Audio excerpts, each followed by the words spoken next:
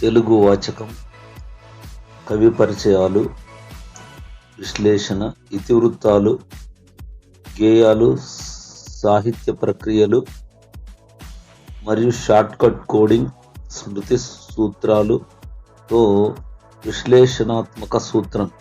పాప ఇక పాఠ్యాంశము, ప్రక్రియ, ఇతివృత్తము, కవి. ఉదాహరణకు మనం పాఠ్యాంశాన్ని బాగా గుర్తుపెట్టుకోవడానికి పాప ఇక అని పెట్టుకొని, పాఠము ధర్మబోధ, ప్రక్రియ వచ్చేసి ప్రాచీన పద్యము, ఇతివృత్తము కుటుంబ సంబంధాలు.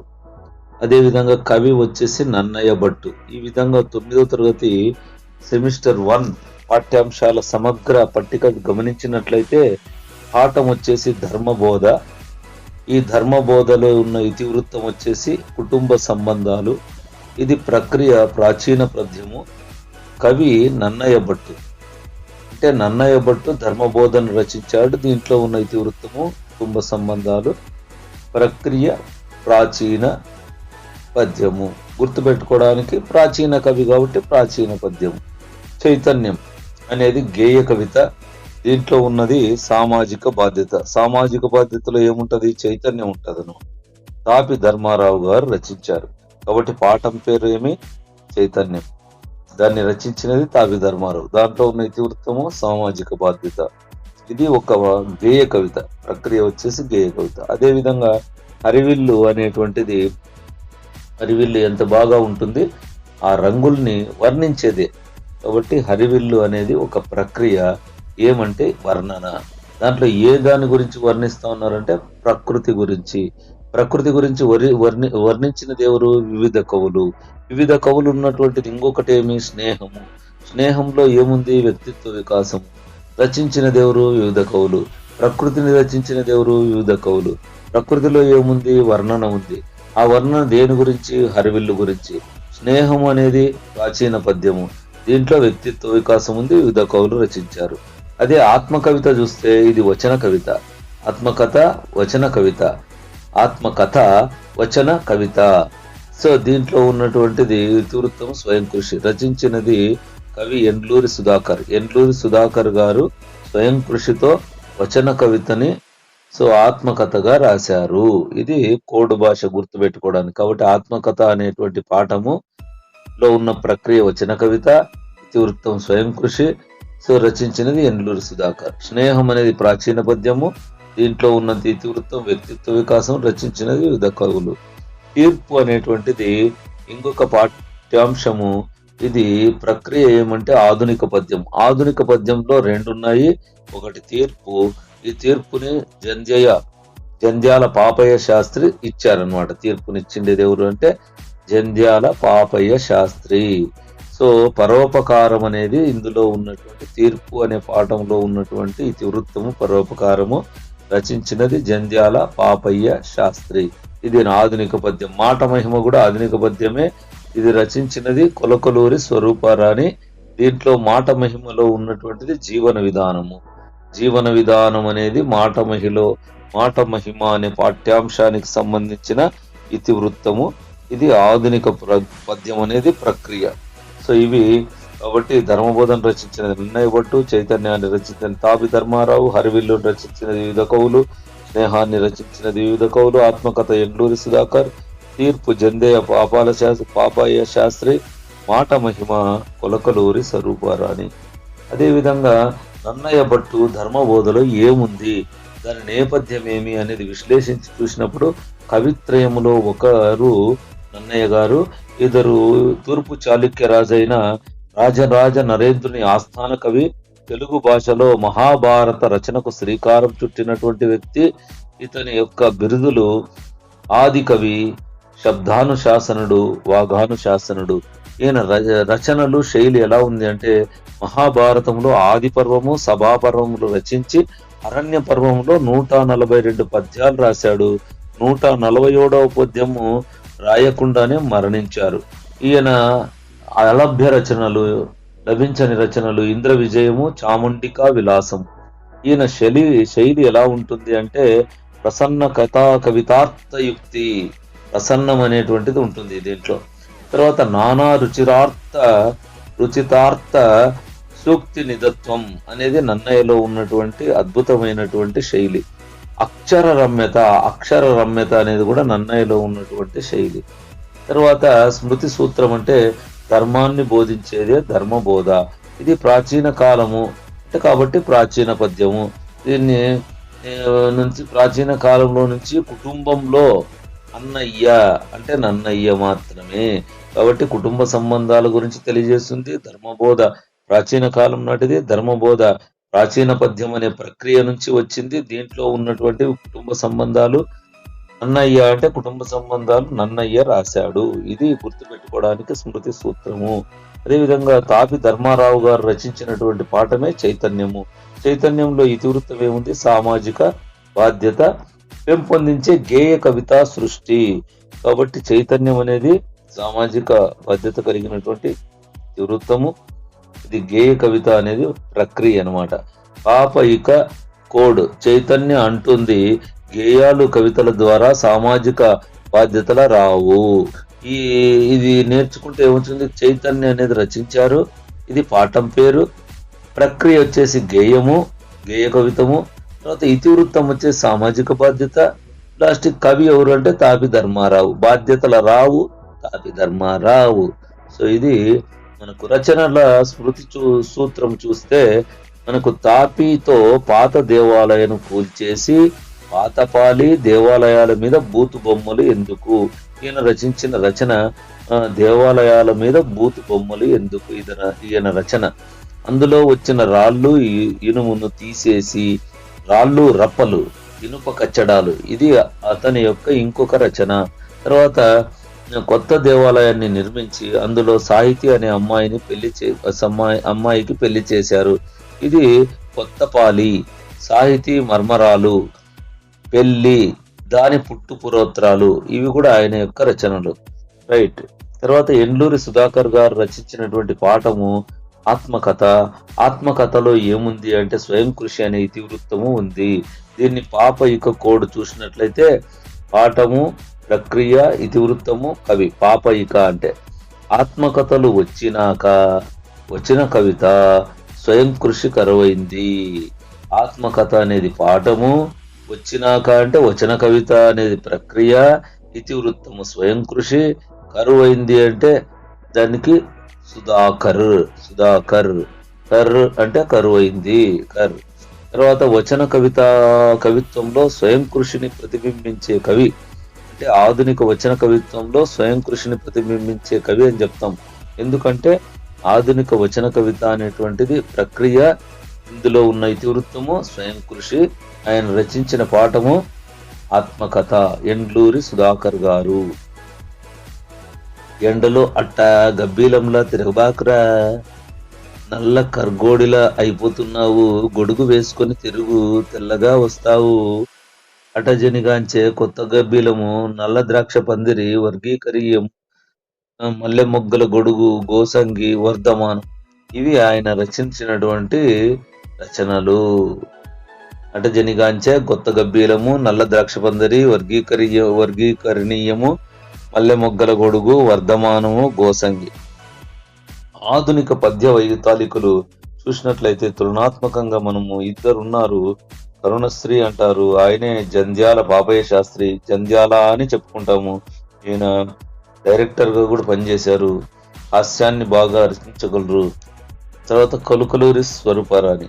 జంధ్యాల పాపయ్య శాస్త్రి రచించిన పాఠమే మరి ఏమంటే పాఠము వచ్చేసి తీర్పు, దాంట్లో ఇతివృత్తం వచ్చేసి పరోపకారం. ఈయన రచనలు ఉదయశ్రీ, విజయశ్రీ, కరుణశ్రీ. ఇది ఒక ఖండ కావ్యం. దీని నుంచే తీర్పు అనే పాఠం వచ్చింది. తీర్పు అనే పాఠం రాశాడు. దీంట్లో ఉన్నటువంటి ఇతివృత్తం పరోపకారము. ఇది ఒక ఖండ కావ్యము, ప్రక్రియ ఖండ కావ్యము. తెలుగు బాల శతకం అనేటువంటిది కూడా ఇతర రచనలు అయినవి. ఇతర స్మృతి చిహ్నం ఎట్లా అంటే స్మృతిని ఎట్లా గుర్తుపెట్టుకోవాలంటే తీర్పు అది నీకు పరోపకారం చేసేలా ఉండాలి, కానీ పాపాన్ని తెచ్చిపెట్టకూడదు, బాలలపై కరుణ చూపించాలి అనేది చెప్పుకుంటే కోడ్ భాషలో స్మృతి చిహ్నానికి తీర్పు అనేది పాఠము, పరోపకారం అనేది దాంట్లో ఉన్న ఇతివృత్తము. పాపాన్ని అంటే పాపయ్య శాస్త్రి దాన్ని రచించారు. బాలల పైన కరుణ చూపించాలంటే కరుణశ్రీ అనేది ఆయనకు పేరు. కొలకలూరి స్వరూపరాన్ని రచించిన పాఠము మాట మహిమ. దీంట్లో ఉన్నటువంటి ఇతివృత్తము జీవన విధానం. రచనలు ఇంకా ఏమున్నాయి? మేమంతా భటులము, విష్ణు మార్గదర్శకులము అనేటువంటిది ఈమె రచనలు. చంద్రగ్రహణం అనేది కూడా ఈమె రచనే. ఈ సంపుటి నుండే పాఠం గ్రహించబడింది. చంద్రగ్రహణం అనే దాని నుంచే పాఠము గ్రహించబడింది. శివతాండవము, నన్నయ మహిళ, వాయునందన శతకము ఈమె యొక్క ఇతర రచనలు. స్మృతి సూత్రం ఒకటి పెట్టుకుంటే మాట మహిమ ఆధునిక జీవన స్వరూపాన్ని మార్చేసింది. అంటే మాట మహిమ అనేది ఆధునిక జీవన విధానానికి సంబంధించినటువంటిది. అది ఇతివృత్తం. మాట మహిమ అనేది పాఠము, ఆధునిక జీవన విధానం అనేది ఇతివృత్తము. రాసింది ఎవరు? స్వరూపరాణి అని చెప్పడమే ఈ స్మృతి సూత్రం 1లో ఉన్నది. స్మృతి సూత్రం 2లో ఉన్నది ఏమంటే, రాణి గారు భటులతో చంద్రగ్రహణం రోజు శివన్న దర్శనానికి వెళ్ళారు. అంటే దీంట్లో ఏముంది అంటే, చంద్రగ్రహణం అనేటువంటిది ఈమె సంపుటి నుంచే ఈ ఇతివృత్తం మాట మహిమ గ్రహించబడింది. శివన్న దర్శనానికి వెళ్ళారు అంటే శివతాండవం కూడా ఈమె రచించారు అనేటువంటిది మనకు తెలియబోస్తోంది. తర్వాత సార్వజనీన ఇతివృత్తాలు. వివిధ కవులు రచించారు. 2 రాశారు. ఒకటి హరివిల్లు, స్నేహం. వివిధ కవులే రాశారు అనమాట. ఈ ప్రకృతి వర్ణనకు సంబంధించి హరివిల్లు ఉంది. హరివిల్లులో ఉన్నటువంటిది ప్రక్రియ ఏమంటే వర్ణన. దీంట్లో ఇతివృత్తం ఏమంటే ప్రకృతి. ప్రకృతి ఇతివృత్తము, ప్రక్రియ వర్ణన, ఇతివృత్తము ప్రకృతి. స్మృతి సూత్రం ఏమంటే హరివిల్లు వర్ణన ప్రకృతి సిద్ధంగా ఉంది అంటే హరివిల్లు అనే పాఠము, ప్రక్రియ అనేది వర్ణన, దీంట్లో ఉన్నది ఇతివృత్తం అంటే ప్రకృతి. తర్వాత వ్యక్తిత్వ వికాసం కూడా వివిధ కవులు రాశారు. స్నేహం అనేటువంటిది పాఠము. స్నేహం అనేది పాఠము. ఇందులో ఉన్నటువంటి ఇతివృత్తం వచ్చేసి ప్రక్రియ ప్రాచీన పద్యము, ప్రక్రియ వచ్చేసి ప్రాచీన పద్యము, ఇతివృత్తం వ్యక్తిత్వ వికాసం. వ్యక్తిత్వ వికాసం ఇతివృత్తంగా, పాఠం వచ్చేసి స్నేహము. ఇది వివిధ కవులే రాశారనమాట. స్మృతి చిహ్నం ఎట్లా గుర్తుపెట్టుకోవాలా? స్నేహం ప్రాచీన కాలములో, ప్రాచీన పద్యం.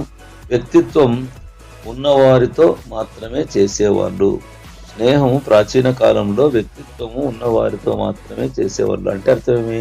స్నేహం అనేది ప్రాచీన పద్యము అనేటువంటి ప్రక్రియ నుంచి వచ్చింది.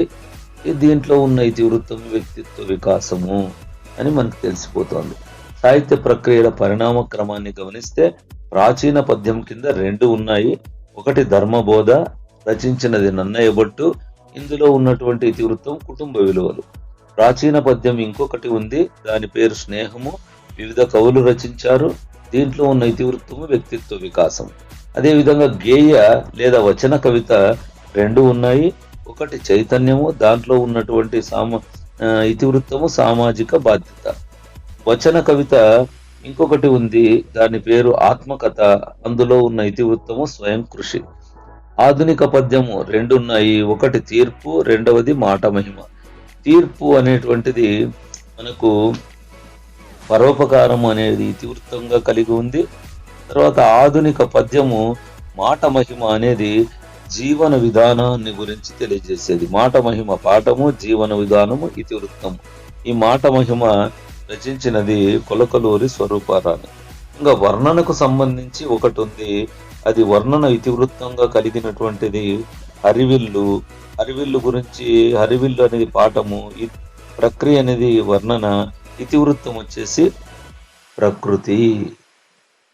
తర్వాత స్మృతి సూత్రాలనిది. నన్నయ్య గురించి ఒక స్మృతి సూత్రం ఏమంటే, ధర్మాన్ని బోధించేది ప్రాచీన కాలం నుండి కుటుంబంలో అన్నయ్య మాత్రమే. అంటే ధర్మబోధ అనే పాఠము ప్రాచీన పద్యానికి సంబంధించినది. ఇది కుటుంబ విలువల గురించి, కుటుంబ సంబంధాల గురించి తెలియజేస్తుంది. అన్నయ్య అంటే నన్నయ్య. నన్నయ్య చెప్తున్నాడు. ఈయన శైలిలో ఏముందంటే ప్రసన్న కవితార్థయుక్తి,